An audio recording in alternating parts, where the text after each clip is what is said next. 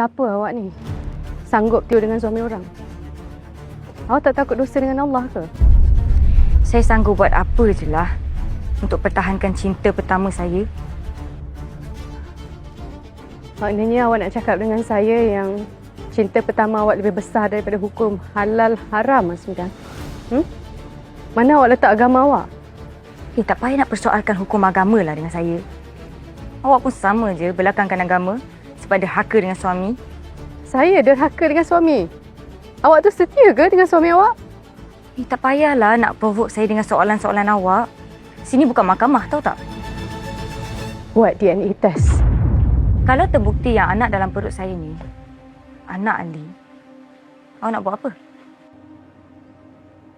Saya akan serahkan Ali pada awak. Kalau betul itu anak dia. Baik. Saya akan buat ujian DNA tu. Tapi awak jangan lupa janji awak, kalau terbukti yang anak dalam perut saya ni anak Ali, awak kena serah Ali pada saya. Faham?